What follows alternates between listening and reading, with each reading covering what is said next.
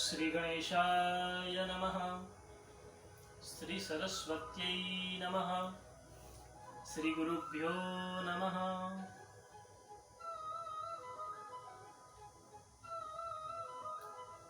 सर्वचैतन्य रूपां माध्यां विद्यां च धीमहि बुद्धिं यानः प्रचोदयात्। सत्य ज्ञान ब्रह्म विद्या में आपका स्वागत है।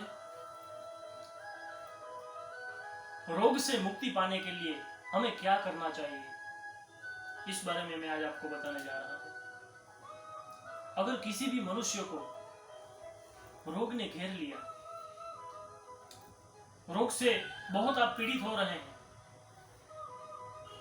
तो उससे बचने के लिए जो भी हमें कार्य करना चाहिए वो तो आपको करना ही है। दवाई लेनी है, टाइम से खाना खाना है, टाइम से सोना है,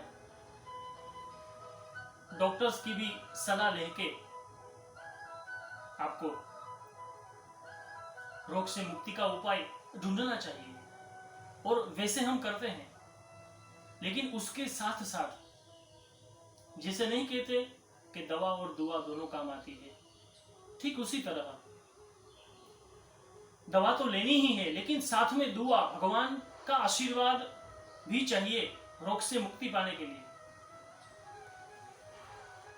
तो दो देव ऐसे हैं जो आपको रोग से मुक्ति दिला सकते हैं तुरंत। उसमें सबसे पहले आते हैं भगवान शंकर, भगवान महादेव। अगर आपके पास रोग आया है तो भगवान शिव जी की सेवा करें, उनकी पूजा करें, उनका अभिषेक करें, दर्भ जल से उनका अभिषेक करें। इसे करने से आपको रोगों से मुक्ति मिलेगी। आपके शरीर में कभी रोग नहीं आएंगे अगर आप कंटिन्यू भगवान महादेव के ऊपर अभिषेक करते हैं तो।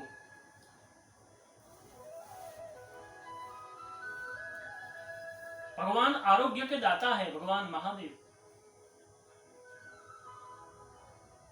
इसलिए अगर आपके पास कभी भी कोई भी किसी भी प्रकार का रोग आ जाए और आपको ऐसा लगे कि ये जल्दी से ठीक नहीं होगा, तो आप भगवान भोलेनाथ की सेवा करें, उनकी पूजा करें, उनका नाम स्मरण करें। उससे आपके शरीर में जो रोग है वो रोग भी नष्ट हो जाएंगे। और आप इस श्लोक का उच्चारण कीजिए, मृत्युंजय महादेव त्राहि मां शरणागतम जन्म मृत्यु जरा व्याधि पीड़ितम कर्म बंधनैः। इस श्लोक का उच्चारण भी आप कर सकते हैं। तो यह पहला रास्ता है रोग से मुक्ति पाने के लिए, भगवान की सेवा करना, शिव जी की सेवा करना। और दूसरे जो देव है उनका नाम है भगवान सूर्य नारायण। भगवान सूर्य देव की उपासना से शरीर के रोग नष्ट हो जाते हैं। भगवान श्री कृष्ण का पुत्र, उनको भी रोग ने घेर लिया था, सांब ने। भगवान श्री कृष्ण का पुत्र था, उसका नाम सांब था, बहुत सुंदर था, लेकिन अभिमान के कारण उनको, ऐसा मैंने सुना है, उनको श्राप मिला था, उनका शरीर बिगड़ गया था। और उसके निवारण के लिए सांब ने भगवान सूर्य नारायण को प्रसन्न किया था।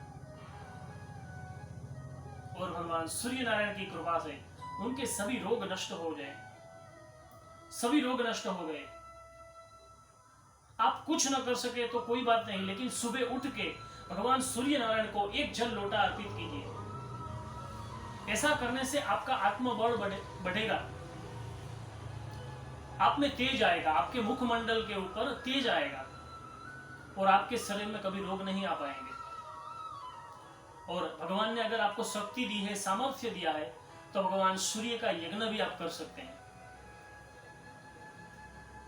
ऐसे है भगवान सूर्य नारायण की शक्ति, जिसके सामने अगर हम थोड़ी देर भी रहें तो हमारे शरीर में इतनी ऊर्जा वो दे देंगे, विटामिन डी भगवान सूर्य से मिलता है।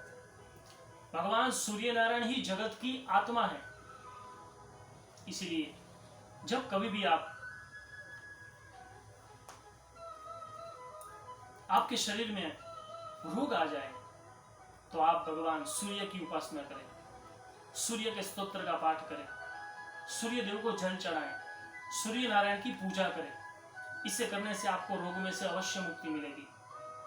अगर ये कुछ न कर सके तो तीसरा रास्ता मैं आपको बताता हूं। अब जिस किसी भी देवताओं को अगर आप मानते हैं, कोई मनुष्य, कोई स्त्री देवी मां को मानते हैं,